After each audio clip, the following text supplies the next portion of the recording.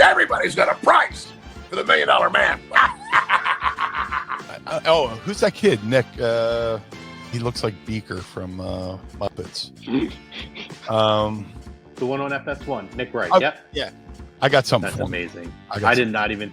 I love that. If I get 5 women and they're all in the same room with me, we're going at it at 110%.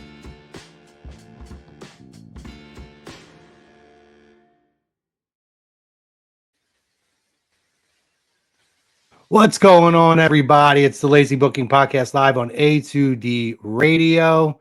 Tuesday night, niche night. Programming alert. There is no Flyers Talk A2D tonight. So, we're your only option of the evening. I'm Chrome, joined as always by my buddy, my pal, my co-host, my amigo, Mr. Eric Archer. What's up, brother? What's happening, pal? Got any life-altering events you got to talk about? Anything happen?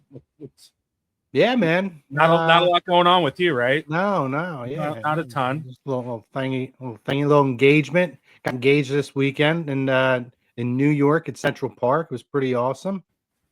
Congratulations, my man. Thank you, brother. Thank you. Great club. gal. Yeah. End of an era. Great gal. It's a great gal, man. I'm excited. Big things happen in the future. So, shout out to Christina. I love her, and I'm excited for that. It's gonna be a SummerSlam 91 wedding, right? That's it. Will you marry me? Christina, will you marry me? Elizabeth. On our Facebook post too, there were so many Getting Savage Elizabeth vibes comments. I told her, "Bye, this is what you get when you get beautiful wrestling, Mark. Here we go." Yep. I mean, we did Macho King and Queen Sherry last Halloween. So it's awesome. Yeah, it was awesome. And that was her first Halloween with me, and I got her to do that. She didn't even fight me on it. So that's a keeper right there. Keeper, that's right. Welcome in again, everybody. Aside from that, not too much going on. We're here to talk some WWE with you here.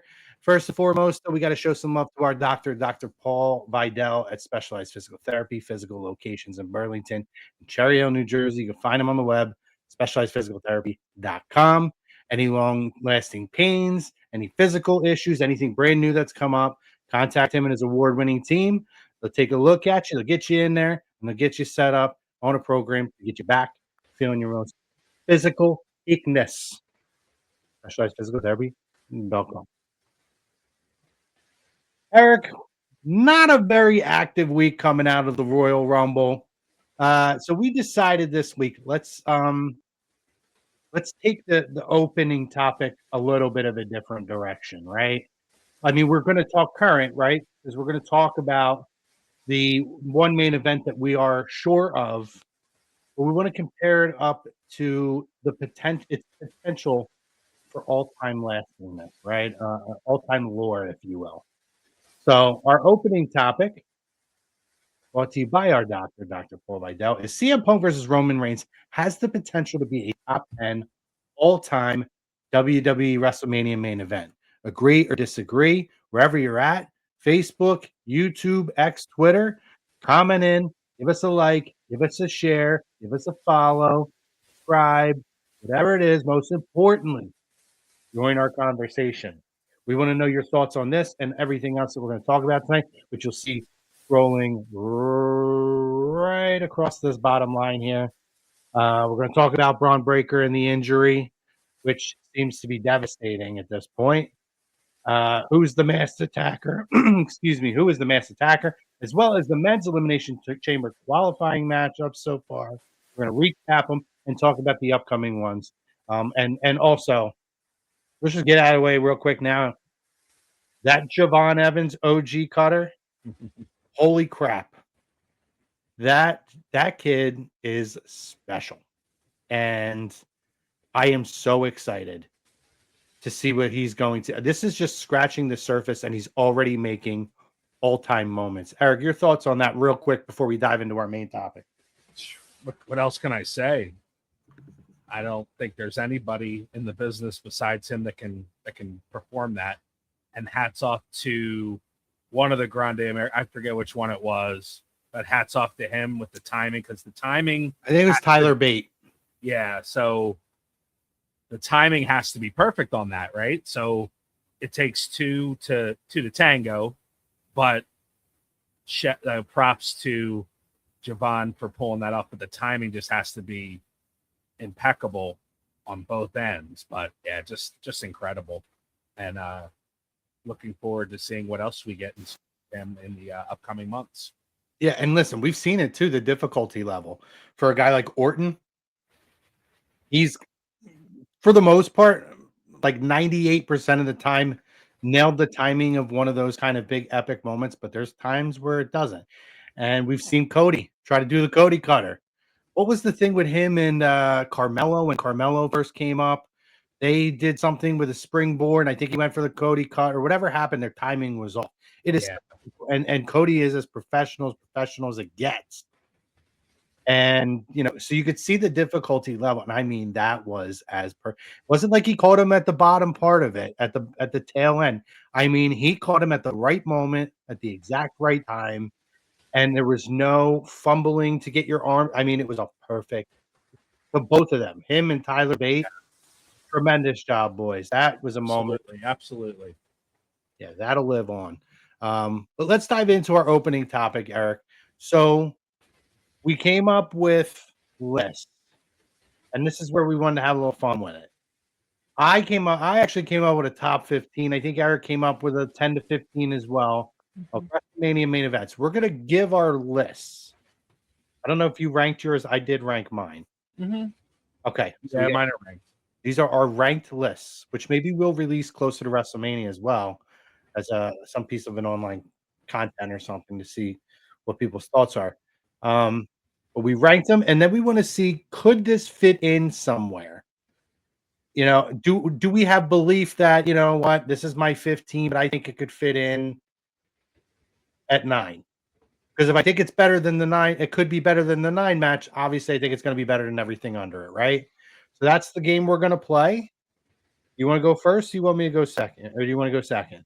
So are we doing, we're going to do the list. So we're going to give our lists. And then after you give your list, explain if you think it can, or give your agree or disagree if you believe. And if you do believe, like if you agree with it, where are you fitting it in at? Okay. Or how many did you do? 10 or 15? I got 15. Okay. So even if you disagree, but you think it could fit into the 15, explain that as well. Maybe you think it fits into 12. But it's an early ranking, guys. We understand a lot of things come into play. The one benefit we have with the list is we have, for the foresight, and we can obviously look back and say, okay, in hindsight, we know what it came. But this is the fun of it. Where do we anticipate this falling in? Eric, let's kick it off. Give us your list of 15 ranked, and start from 15 and work your way up to your number 1. Yeah, I'll just say, full disclosure, this was a very tough list. You think it's so easy to come up with 10 or 15 matches from 42 WrestleManias. It's not. And then you have some double main events. You got some night 1 and night 2 over the last few years. So not as easy a list as I thought it was going to be. All right. So coming in at number 15, we have WrestleMania 24, Undertaker versus Edge. Number 14, we have WrestleMania 23, Shawn Michaels versus John Cena. We have number 13, we have the triple threat from WrestleMania 20, the one that we're not allowed, well, we're allowed to talk about, but they're not. So, but listen, it's on my list. It would be so much higher if I felt like, and it's not because of like a societal pressure or anything. I can't. To me, it's not watchable anymore. Not the way that it was. I have seen it since then once, but it doesn't have. You can't control what was the uncontrollable, and because of that, everything's in hindsight, right? I can't. Yeah, I just can't look at fondly as I did, and that's a shame for honestly for guys like Triple H and HBK, because they were awesome in that match with Benoit. Yeah, and unfortunately, it had a great story to it. the story of Benoit, and it kind of it now falls flat due to those circumstances. Would have been a top 5 match for me. Yeah, I struggled. I started with it high, and then I just kept pumping it down and pumping it down. That's exactly what I did. All right, so that's number 13. Number 12 is Cody finishing his story at WrestleMania 40 versus Roman Reigns. Number 11, WrestleMania 28, the first Rock and John Cena match, which I don't think it's talked about it enough. I think I think that match was very good. The last what was the catch line? The last time is now, or not last time is now. It was kind of something corny that wound up not happening because it happened the following year. Once in a lifetime. Yeah, there you go. Once in a lifetime, which happened to not be the case. Number 10, Austin Rock won at WrestleMania 15. Number 9, the first women's main event, Becky Lynch, Ronda Rousey, and Charlotte Flair. I think because it was the first, and it was a good match. I mean, the ending was kind of messed up a bit, but still, I don't think it takes away from the match at all. I think it was really, really special.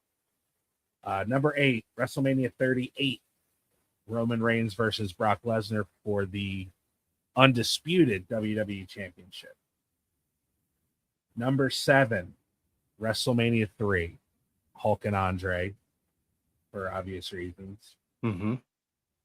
Number 6, WrestleMania 31, because of the heist of the century. Number 5, it's another match I don't think is talked about enough. I think a lot of people talk about 40.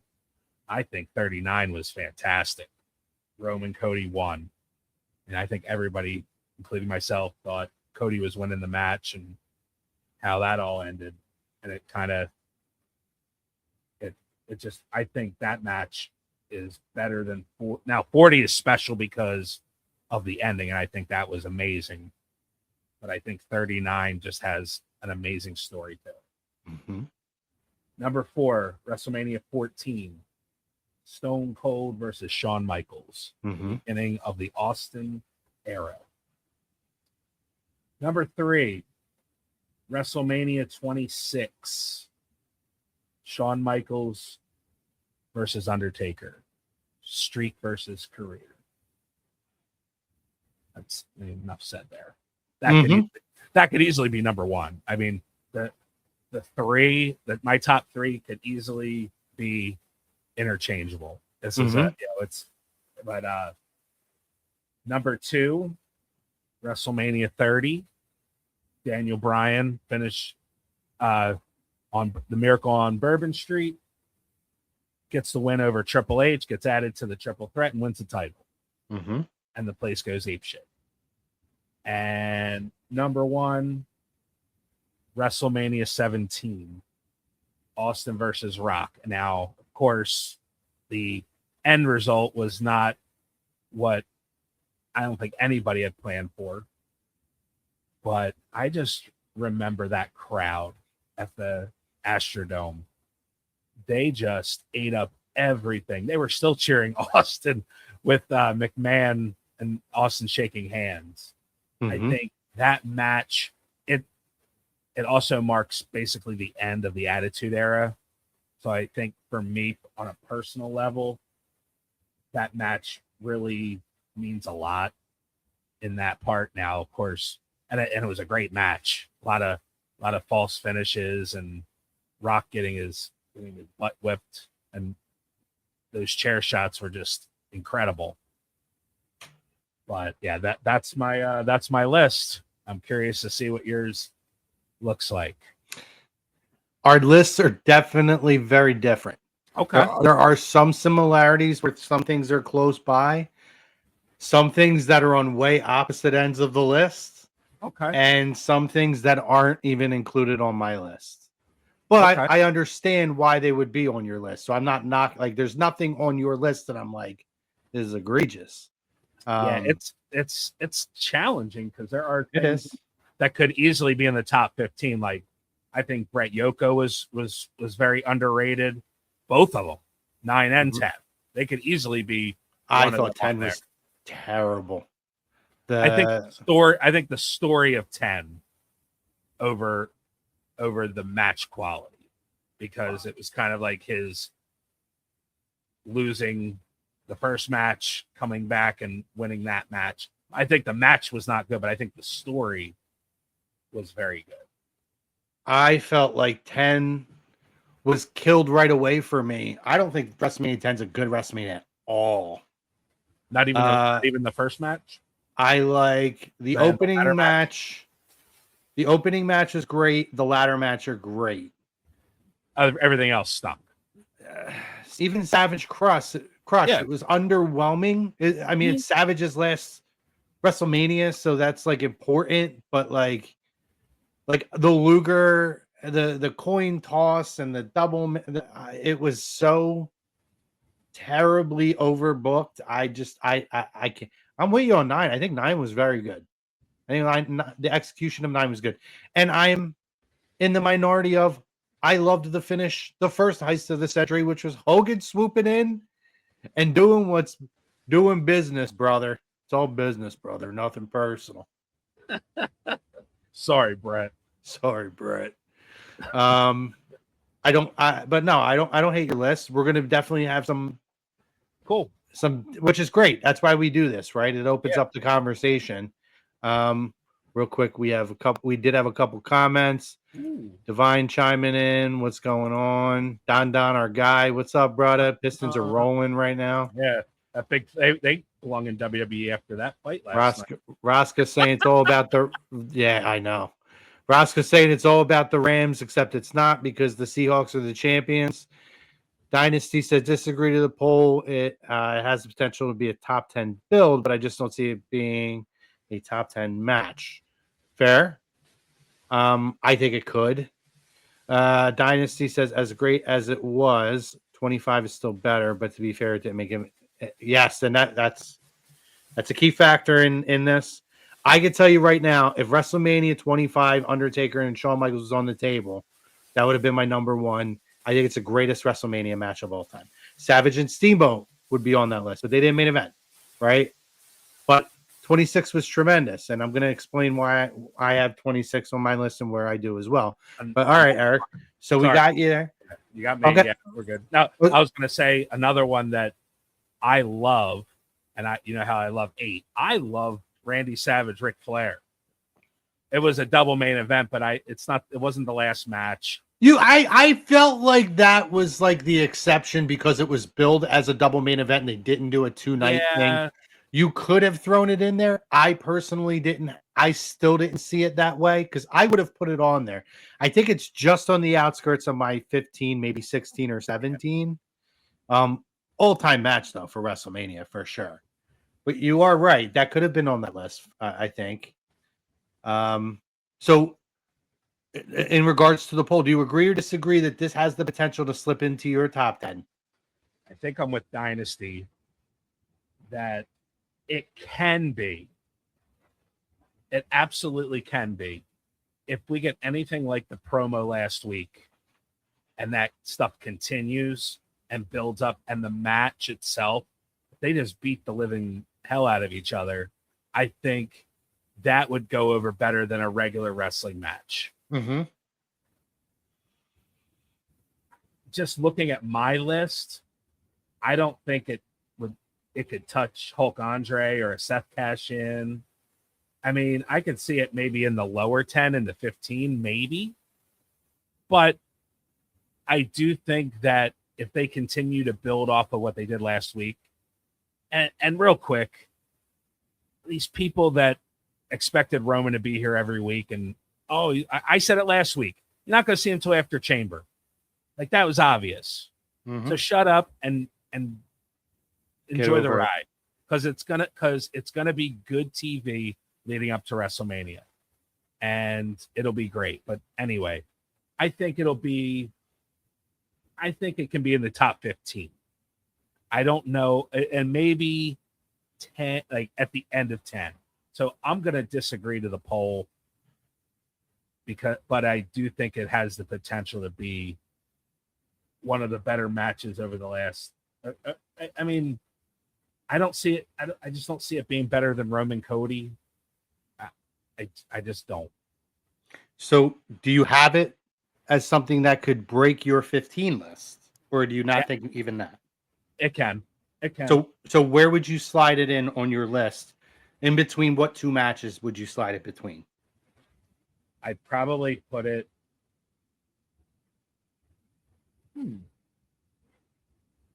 Probably putting it at the very bottom of the fifth, like 14 or 15. So remind me again, what did you have at? So give us what you had at 13, 14, 15 again. So 13, I had WrestleMania 20. 14, I had 23. I'd probably put it at right at 15. I'd take it over Taker and Edge. Okay.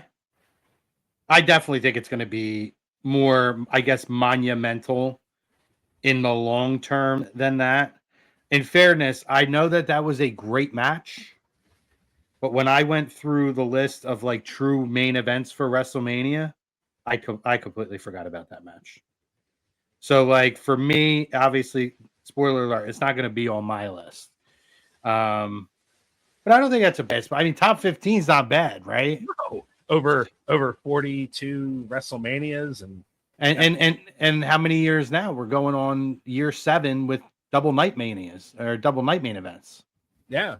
It's I think it absolutely can be at the top tier of WrestleMania main events. For sure. Yeah. Now I'm going to dive into mine here. Now, obviously, I'd be lying to you if I said I didn't consider even the WrestleMania 36 cinematic main event presentations. But I just felt like they were on such a level of their own, but the stories in those were amazing. They're iconic. They're epic, particularly with Bray Wyatt not being here anymore. The way that you can look back at that, and in hindsight, it's like a celebration of the life and career of a Bray Wyatt. And the creativity of a Bray Wyatt. I considered putting those somewhere on this list. Obviously, they're not. I went with true wrestling matches in this. I based everything off of story and in-ring execution. I don't need a 5-star match for my list. If you hit an amazing ending or told a great story in a match, you're in. It's on my list. So my list goes number 15. I have Rollins, Reigns, and Punk at 41. Night 1. Thought the match was great. The story with the battle over Paul Heyman, and then Heyman screwing over the two guys that he had as, basically has hitched himself, minus obviously Brock Lesnar, to in WWE lore. I just thought it was a great story.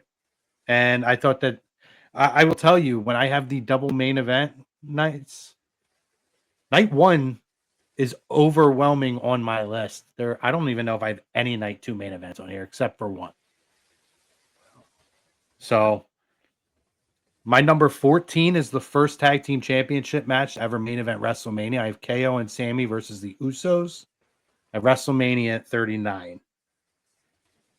At 13, I have Benoit, HBK, Triple H, WrestleMania 20. We discussed it, obvious reasons. That could have potentially been a 5 for me. It doesn't have watchability for me in the way that it did. I'm not saying I'll never watch the match again, but it's sad to say real life situations end up making that kind of a forgotten moment. Number 12, I have Hogan and Warrior. 6, I think it was great for the time. Great story. Warrior's best match. I think it's kind of overrated. I'm not going to lie. But as a kid, it was one of my favorite things, right? So I have it at 12. At 11, I have Charlotte, Becky, and Ronda. Again, this is one more so for the story and the meaning that it had. The match was good. The ending was not. I think it takes away from it. So actually at 10, I have Bianca and Sasha from 37. This is the birth of Bianca. That match may have been the best match of WrestleMania 37 either night. I thought This was the emergence of Bianca. Sasha absolutely made her look like $1,000,000. I think it's one of Mercedes' best performances in any company. And I felt like that was monumental for two African-American females to main event WrestleMania. It was a big moment. And I really enjoyed that match. Has a lot of watchability for me. So that's my 10. At 9, I have Lesnar and Angle. You have the student and the teacher. You have Brock Lesnar, who's emerging as the next big thing, against a guy who was his idol in shoot wrestling, in collegiate wrestling, a guy who dominated before Brock got there. And then Brock was the next big thing in actual collegiate wrestling. And then to translate that on that stage at WrestleMania 19, which is one of the best WrestleManias of all time, I thought they did a tremendous job. On a night where you had Hogan and Vince, I thought they stood out on their own. Question for you. That shooting star press, does that impact, would it been higher on your list, or does it really? No, he finished the match. Yeah. That didn't affect high or low where it went. To me, Oh, it was an excellent match. it's a scary moment for him, but it's a moment where it was executed. They got to the ending. The match was done. The story I thought was great going in. They didn't try to overcomplicate that story. It was literally I'm sorry. What if he hit it? What if he does that? It didn't really affect it for me. You know what I mean? Again, I think to me, there's a lot worse things that happen in a lot of these other matches that guys didn't get clean or hit. So, one minute thing in what I thought was an incredibly uncomplicated, easy to understand, and well executed story. And it was a big moment for Brock, which we see what he is today. At 8, I have Rock and Austin 15. Clearly, this is where we're getting the matchup we've wanted to see for the first time. It was monumental. It was special. It needed to happen. I do not have 17 on my list. Maybe it's the bias of the follow through after. I don't even remember if I truly loved the story going into that so as much. I think that was surrounded by a lot of the WCW crap that was going on. And to me, 15 was better. It was a special time. That was the peak of the Attitude Era. Like, I look at that with 17, and I don't even really, honestly, I think of it because we talk about it, but if someone was to say to me, first thing you think of from WrestleMania 17, it's always going to be Edge, Hardys, and Dudleys. See, I that's part of it, but see, that's why mine's number 1. Yeah. No, that's 100% what I think of. Keep going. Yeah. 7, I've Austin and HBK. Austin 316 really kicks off here at 14. 6, I have Undertaker and HBK at 26. I wrestled with this one. Should I go higher? I thought it was your 1. No, it's a beautiful match. It is. It wasn't as good as the one from the year before. Not to say it wasn't great. It was great. I agree with you on that. And because of that, I can't make that number 1 when I just watched these guys have maybe the greatest wrestling match I ever saw the year before. So it's still high up. It's at 6. My number 5, I have Shawn and Brett, WrestleMania 12. The Iron Man match. This is the big moment for these guys. That's right. Brett made the list. This was just such an important moment in the industry, and for Shawn Michaels, and the boyhood dream. It's iconic. We still hear that call religiously. So yeah, I had to put that in the top 5.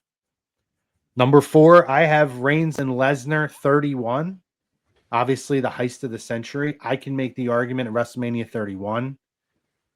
is a top 1, 2, or 3 WrestleMania of all time. Number 3, I have Bryan, Orton, and Batista at WrestleMania 30 for obvious reasons. WrestleMania. 2, Hogan and Andre. It's the most iconic main event of all time. It's a monumental, it's pop cultural. Hogan slams Andre. It's not a catch as catch can type of match, but for the magnitude alone, the story going into and the magnitude of the moments that did happen in that visual of Hogan and Andre, Hogan walking up to Andre and Andre just stoic. It's iconic.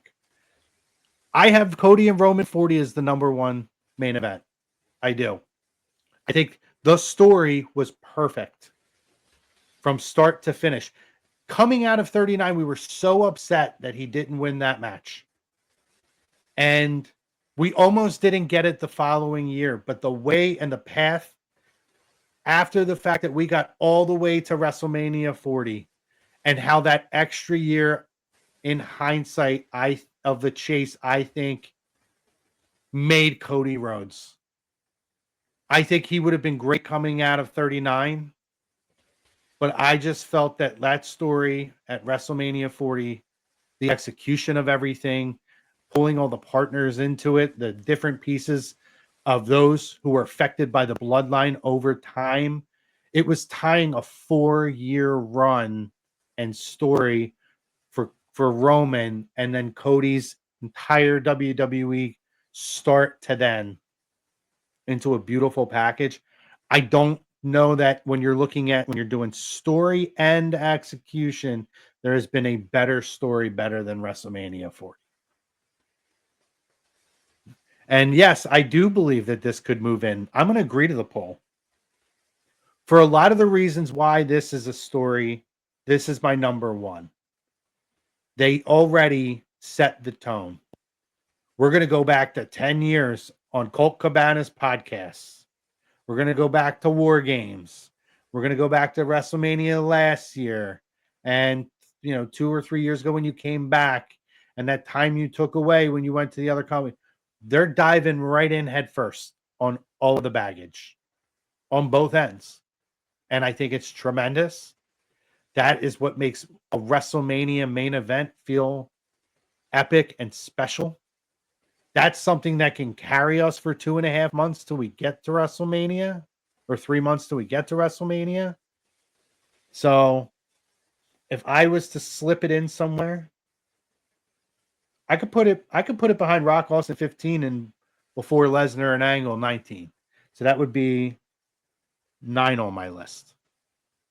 If it lives up to it, if the match quality doesn't have to be perfect, but if they tell an incredible story going into it and give me a very, very, very good, non-disappointing matchup with the story, I could slip that into 9 easily.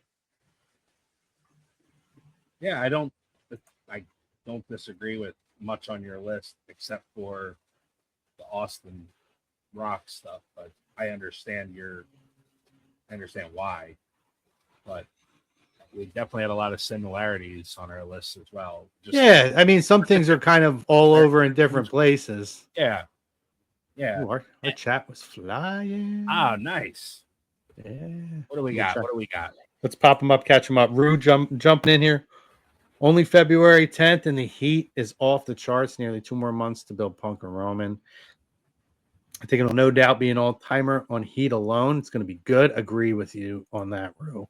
Yeah, I just hope that both guys are ready for the match physically.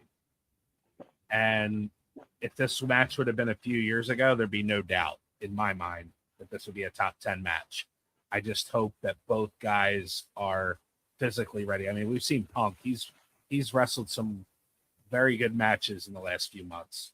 And I think they've done a very nice job of protecting him, getting him ring time, but also protecting him. They're not using it. He's not wrestling every week. They've done a nice job protecting him. So hopefully he goes in healthy just like he is now, and we get a classic. I'm Yeah. all for it. Like I said last week, I love the matchup, and it tells a great story, and I'm excited to see what's next. Yeah, I don't know that Punk ever truly got his footing under him in AEW. You know, there were matches that were good. You know, I thought at Wembley, one of his best matches was like Samoa Joe. There were some really good matches and moments, but I don't know. And I think even coming back here, it took a bit. I think he's taken off since that feud with Drew McIntyre. I think we've seen a different Punk.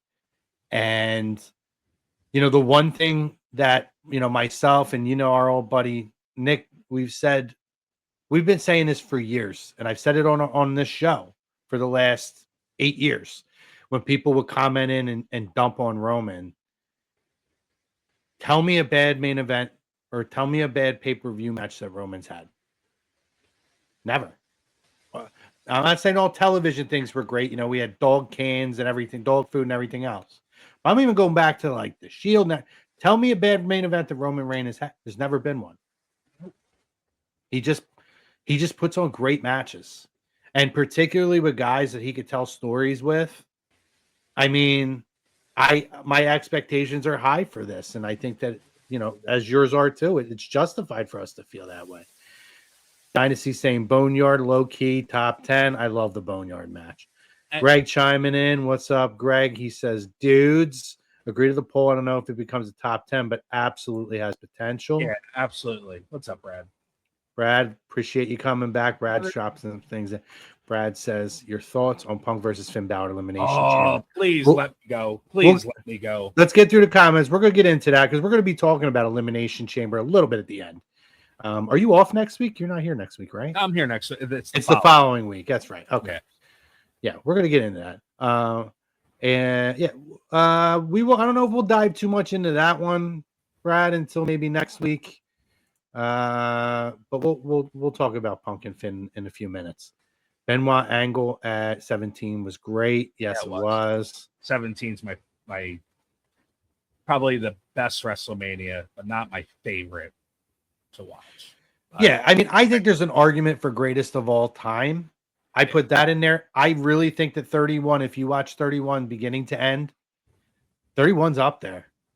It's in the conversation. I think 19 is one of the greatest. Very underrated. It's just not talked about enough. I don't know if it's because it was close to 17 or what. It's so good. You know, it is I had read that one. So there's only a handful of Royal Rumbles that made more on pay-per-view than WrestleMania, and that year is one of them. And I always found that very hard to believe because I was away during that time. I was deployed, so I didn't see WrestleMania until I came back, and I thought I got it on DVD when I came back, and I wore the crap out of that DVD because I loved it. I thought it was incredible. Oh, so good. Michael Hayes says, why hasn't WWE bought Jericho's contract? Apparently is not up with AEW. I don't know if there was injury time. I know he had some physical issues. There's your answer, Michael. There was a report like right after the Rumble that apparently his contract is not technically up. So we'll see if they even bring him back. You know, I mean, at this point, we don't really know for sure. Rosca says he thinks 17 was the greatest of all time. Pat Canning, is Vision falling apart due to injuries, or do they need to change the Vision's plan to keep them together? We're going to dive into that one in momentarily, too, because we're going to talk about the Masked Man. Since we're on the conversation of Punk real quick. Good, Eric. You want to answer to this one? You want to jump in here? You give your thoughts? Why the hell are we having this match? Why? You already announced the main event for WrestleMania. I understand you have to they do that all finish the time, this feud, but why are we doing this again? The match is going to be great, but we just saw this match. Do we really think Finn Balor's winning the title? No. Chrome, speaking of that, I want to talk about an anecdotes with Arch I want to do this week about that involves Finn Balor that I thought the direction should have went with him that would make a lot of sense for WrestleMania. We we don't have time to dive into it, but I think it's a good way to could have used Finn Balor a little differently. We'll drop we'll drop that this week. Give us some anecdotes, we'll drop it. Listen, I don't, the only thing that matters on this card is the chamber. I'm gonna be honest. So like again, where I'm picking and choosing my battles where I get upset. You want to give me a cool wrestling match and I'm gonna enjoy watching, the chemistry between the guys. Fine. I think this is going to be a part of the storyline for the breakup between Finn and the Judgment Day. So, it's part of his character. Again, they went the angle that CM Punk's going to give him a title match to get his hands on him. We watch AEW and everybody else do the same thing all the time. Can't stand that crap. If that's what they're going to, but if that's what, it's not a new storyline. They do all, you know what I mean? So, Finn manipulates him. Finn gets what he wants. We watched Drew McIntyre do the same thing for 6 months. I know. You know what I mean? So I'm not going to get up in arms. At this point, we just got to bridge the gap to Mania. So I'm fine with it. Everybody knows the Chamber's most. If they were doing this for a WrestleMania or a SummerSlam main event, I might be with you a little bit more. But I don't really care for Chamber. To me, it's like a glorified Saturday night's main event. You want to give me... if Punk wants a grudge match, cool. Sounds good to me. I know why they're doing a Punk match because of where it's located. I get that. Like that makes sense. Right. I just think, and I talked about it a few weeks ago where I didn't think Finn Balor should even be getting a title match. I think I'm more wrapped up, like you said, in wins and losses. And wins and losses matter. When I don't see somebody winning on a regular basis and then they're thrown into a title picture, it just doesn't make sense to me, and it drives me crazy, and it'll drive me crazy till the end of time. Mm-hmm. It's just my fandom coming out and saying I'd rather see him get a couple wins, and that's where on my anecdotes with Arch, it would absolutely have gotten him some wins and gotten him a premier WrestleMania match. But I'm not the booker; I'm just a fan, and we can move on. Speaking of which, do you go? No, I did not go to the Chamber before COVID. The last event I went to, I think, was it Extreme Rules when Corbin and Lacey Evans cashed in. Yeah, that's the last live event I went to before COVID. Yeah, we had great seats too. We were like second or third row. Nice. And then Velasco hooked us up with Rome. Mike Rome, ring announcer now for NXT, who I've gotten to know a little bit since then. He hooked us up, and we got to go to after the pay-per-view, go to ringside, take pictures in front of the announce desk and stuff. And next to the ring. It was pretty cool. Awesome. Yeah. I'm gonna try to jump out. All right. So we were actually, our next topic was the Vision in terms of last comment here. Crazy that, in my opinion, two of the top 5 worst ever were Philly Chamber 2020 and King of the Ring 95.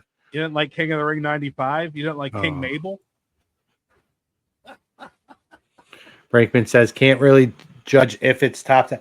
So we could definitely revisit, but we're doing more breaks of a in hindsight or in anticipation. Jesus, I can't talk today.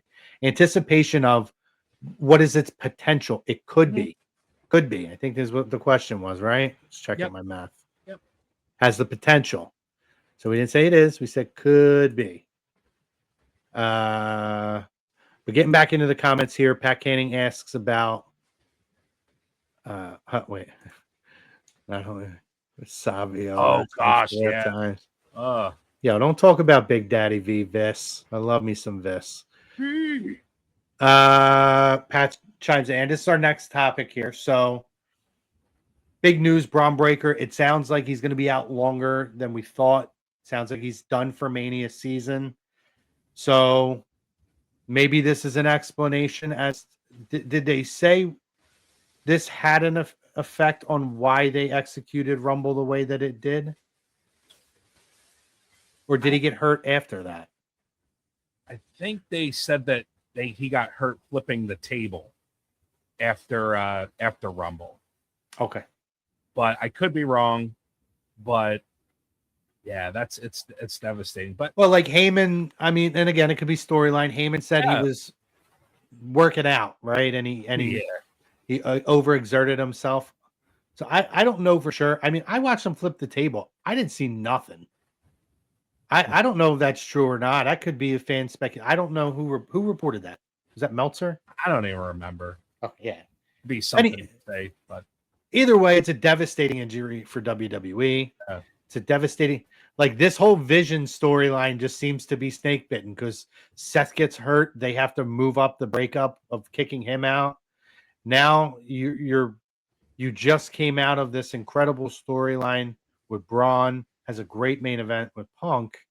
And now here's where we are, where he's hurt and he's going to probably miss WrestleMania. What are your thoughts on this? You know, is it falling apart because of the injuries, or do you think that we shift the focus here again? well, I think the whole concept of this masked person is it's supposed to be Seth Rollins, right? But we know that Seth is injured, so it's kind of like who else could it be? And we talked about it last week, and there's more speculation of other guys this week. So I think that's what WWE wanted at the end, regardless of the injury, even before injury. That was kind of the play that they wanted you to think it was somebody else besides Seth Rollins. So was it a Vision member? Now, this past week, all the Vision members were out there and it was somebody. So is it a group? Is it an individual? And I think that's where the guessing game is coming into play. And I think that's great that you can continue moving that storyline forward with the other guys in the Vision.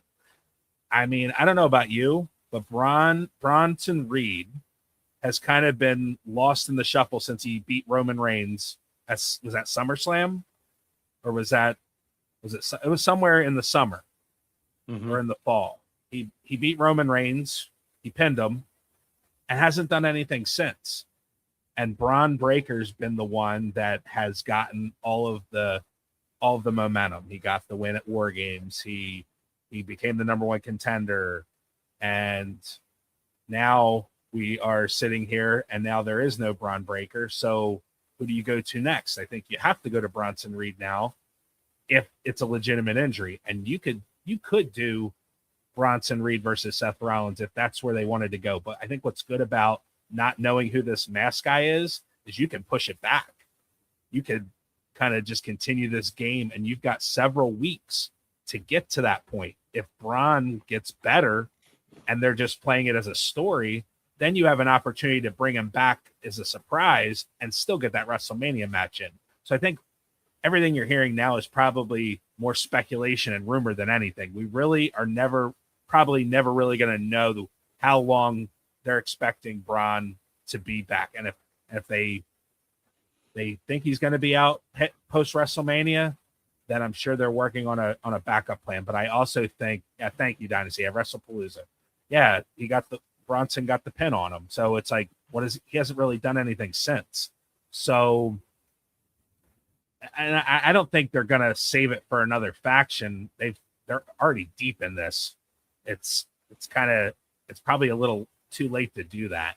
You're going to have to salvage what you have right now. Well, you have the benefit of it's a stacked deck, right? I mean, you could go to Logan Paul if you wanted to. Mm-hmm. You know, I mean, maybe the only one that would be questionable would be Theory, but if you wanted to go to Bronson Reed or you wanted to go to Logan Paul, there's every reason. The track record's there because Logan Paul has not main evented, but he has been in featured top matches at WrestleMania against the likes of AJ Styles. And did he face Seth Rollins at WrestleMania? Seth at 39. Yeah. There you go. So yeah, he's had these amazing matches. And on the flip side, Bronson Reed took out the guy who literally held the company in the palm of his hands for 4 years. Yep. That nobody's been able to dominate the same way that he has. And their story with him and Seth, he took Seth out a few years back. So there's still backgrounds there for both. Background, absolutely. You could go to that easily. But what's great about not knowing who the mask guy is they could continue that as long as they want. So Dynasty, that may have been me last week or whatever the first week that masked person came out was saying, oh, I wonder if it's Balor. I thought because of coming out of the Rumble and not getting a spot, it could have been Balor, but I don't think it's Balor now at all. I think it's definitely somebody who's got a hard on for the Vision to take him down. And again, to Eric's point, you can do this. It's a masked person. So somebody in the same structural body figure of Seth Rollins could do all of his moves and mannerisms and buy you time until Seth's ready to come back. I love the people that zoom in on the pictures like, oh, it's definitely this guy. It's definitely that guy. Like, stop. It could be that guy this week, and the next week it's going to be somebody else. Like, well, stop. we saw that before where they used both Montez Ford and they used Austin Theory. So I heard Grayson Waller this week. Like, it's not Grayson Waller, guys. no, he's definitely not built like that. I do look at their physical build though to see if they make sense for what people say. And 100%, this guy, I don't see this being Grayson Waller. It's Murphy. Yeah, I've heard that one too. Too tall for Murphy. John Moxley. It's John Moxley. He's a contracted AEW super wrestler. It's got to be him. The Shield is reuniting. I would love that, by the way, but no. Oh well, yeah. Yeah, no, it's definitely not Murphy because he's not tall enough. Murphy is not a very tall man. Obviously, he's still under contract now. Yeah, we know. Right. We're goofing with that. But yeah, this kind of actually, I guess, kind of ties both stories in. Listen, I think the Bron Breakker injury is devastating, but it is what it is. You have to move on. You have to pivot, much like we've had to before. I think when we question the pivot out of the Vision storyline because of the Seth injury, they've done a great job at, disproving our concerns, right? So I think that this is another case in which we're going to have to see the same thing here. And I think that they can. You touched on a lot of it. There are seeds planted for both Logan Paul and Bronson Reed. I think it should be Bronson Reed. I think we agree on that. But if you went Logan Paul, I'm not getting up in arms over it. The original Masked Man. I love that. Great reference, Dynasty. I love it. That's awesome. I'll never forget Clash of the Champions, right? Wasn't that? Yeah. Who is this man? Who is? Oh my goodness! That's Brother Brutus. Good old '94 WCW at its finest. I should find that Clash of the Champions and put that on. I do miss those. The Clash of the Champions. Yeah. They were great. Oh my god! I didn't have to pay for them. I could just watch them on TV. Yeah, it was like a free pay-per-view, basically. Yeah. But yeah, so we'll see what happens. Speculation-wise, I don't know who it is. I think it's ultimately going to be Seth Rollins, who it ends up being. Maybe it is Waller who's doing like the part under the mask. I have to say though, between all the times with the freaking bloodline, and now we're doing it here, I don't need another masked person for a long time. No. I'm done with it. I'm over it. Yeah, it's been played. It's been that they need to put that in the trash and don't take it out for a long time. Oh, that's right. Havoc 94 was the reveal, but the Clash was the kickoff of the storyline. Good call. Yep. All right. Nice.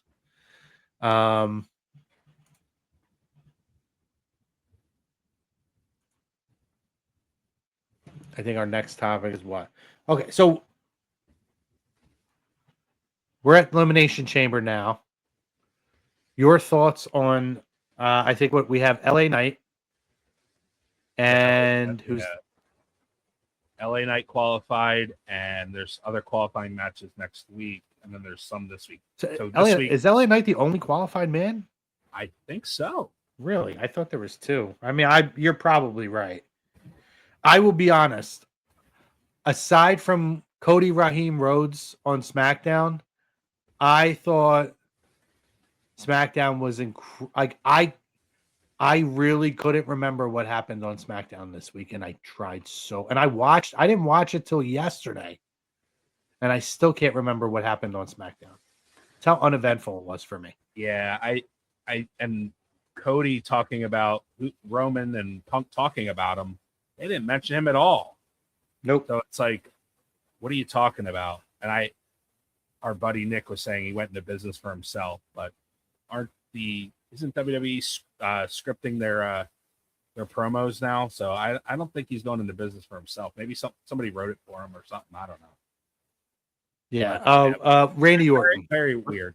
Randy Orton did qualify. I knew there was another qualifier. That's right. Yeah. So Orton and Knight, and then this week, SmackDown's got a triple threat with Cody, Jacob, and somebody else, and then Sami Zayn. Interesting. I definitely think Sami Zayn comes out of this match. I definitely now, because I think that you have Cody and Jacob cost each other. The fact that they put them in this match to me is a dead giveaway. Who's going to win this?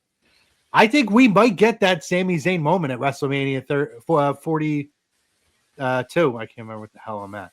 WrestleMania 42. Like, I think we might get that Sami Zayn moment. But again, I don't know that I care as much now because of what you did at Royal Rumble. I don't think we're getting it at all. No? Yeah.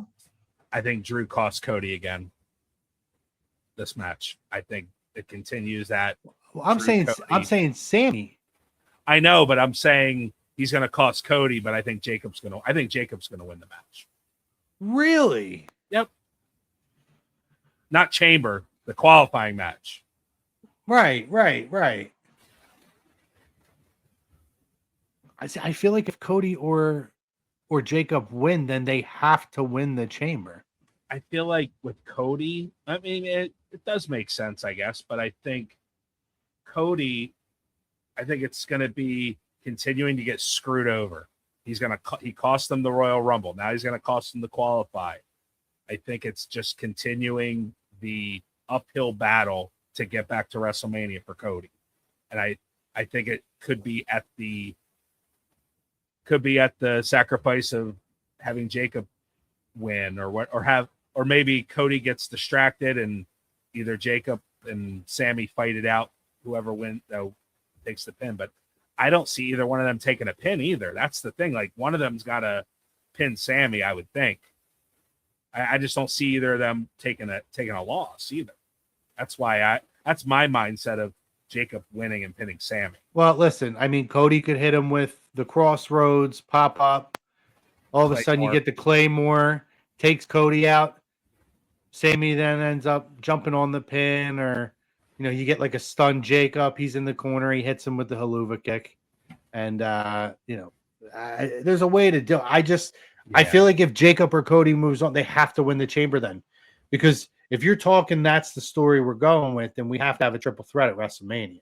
I'd be all for Jacob winning that Elimination Chamber. Another one. So, did you see the qualifying match on Raw next week? It's Gunther's in it. I didn't see that one. What's that match? It's Gunther, Javon Evans, and who's the third guy? Gunther is in a qualifying match. Trying to pull it up now.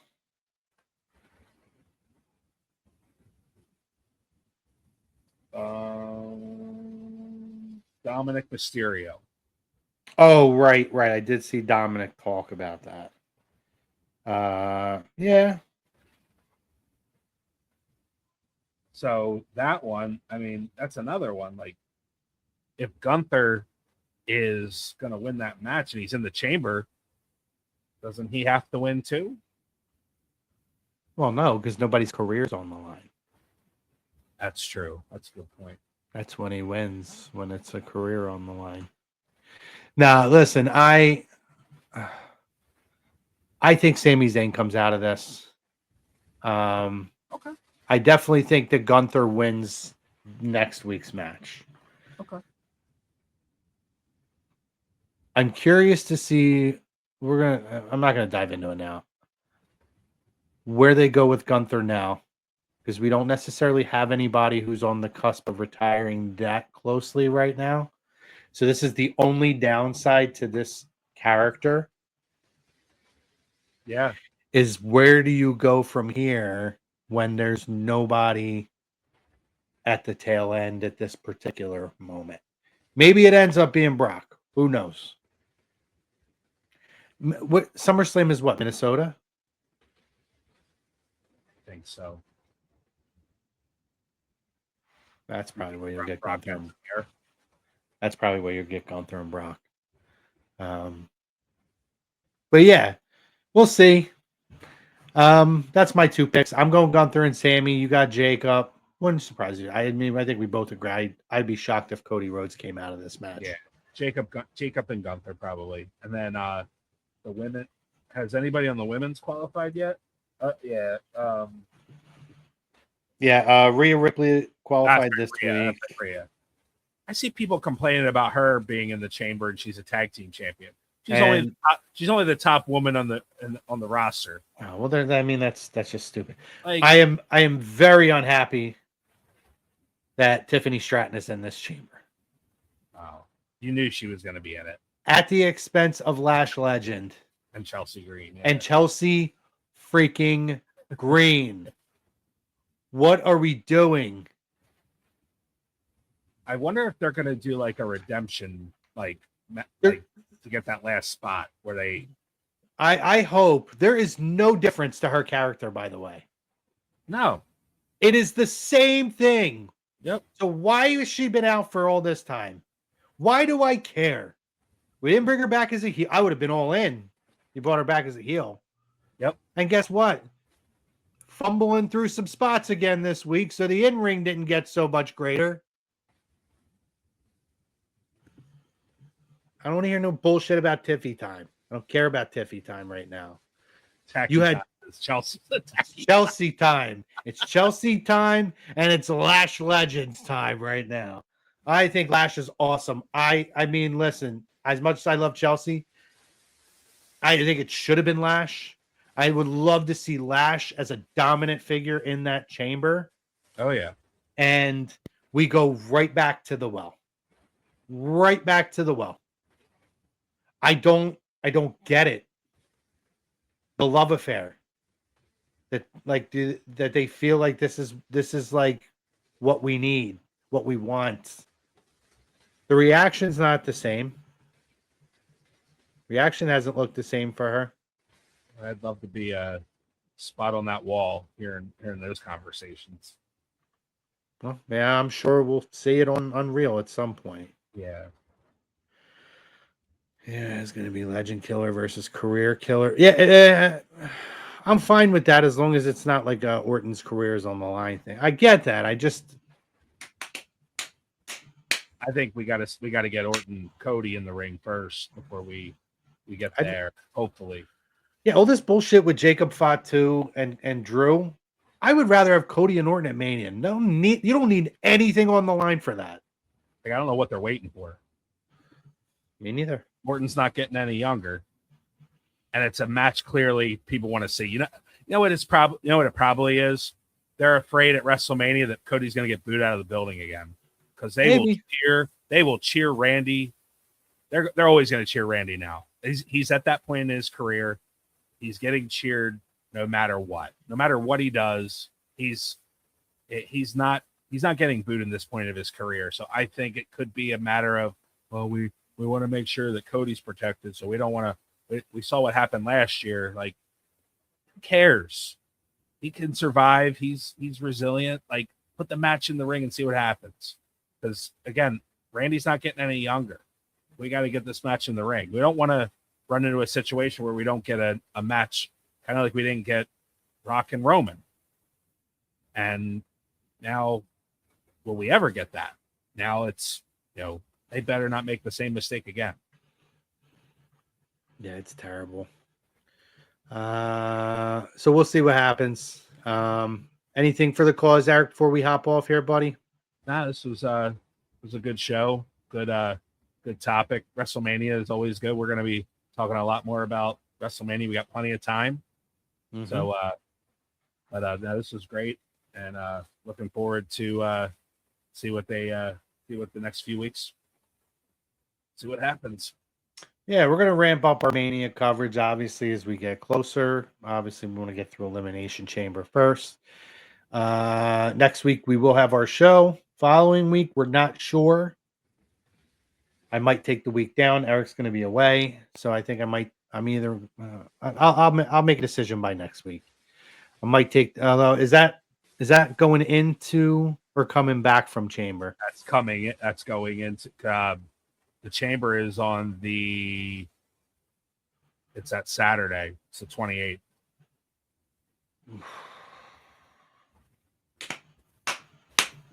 I guess we'll see what the programming looks like over the next week, and that'll help my decision on what I'm going to do.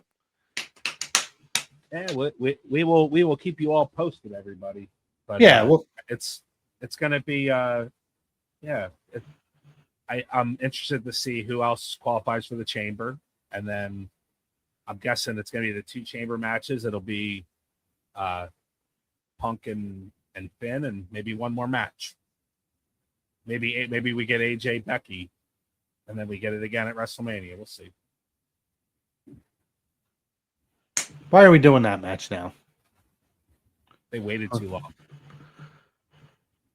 They waited. I mean, at this point, you waited so long. Yeah, because it has to be in Chicago. That's what. Yeah.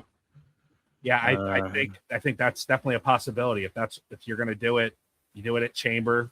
You have AJ go over, win the title, and then they have the rematch at Mania. Mm-hmm. Well, I mean, Dynasty. I mean, we're not going to do a show where neither of us are on it. You know what I mean? But we'll see. If I decide to do it, I'll pull one of them boys on. See, Pat, with this. Yes, to the first part. I disagree with Lyra. She hasn't been perfect always, but she is a tremendous talent. She has had some extremely high quality matches. If you go back to her NXT time too, her level of in-ring performance is exceptional. And she's young. She's very young. She's not been in the business for all that long.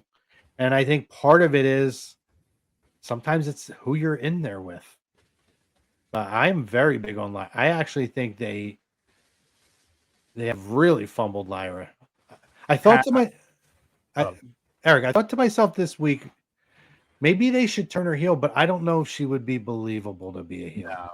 I think a brand change could help maybe after WrestleMania. I think they need to take her away from, like, her and Bayley need to separate. And it's not a knock on Bayley. I just think where Bayley is in her career with WWE, only so far is where Lyra is going to go with having Bayley together. They're not going to win the tag titles. They're not. No, like, what's the end game here? Exactly. So is it a Bayley heel turn, which we thought we were getting months ago, and then they have these awesome vignettes with Bayley, and it turned into really a split personality babyface, which I'd rather have the split personality heel, to be honest with you. And then you could feud with Lyra and have Lyra go over and build her to where she can continue to excel.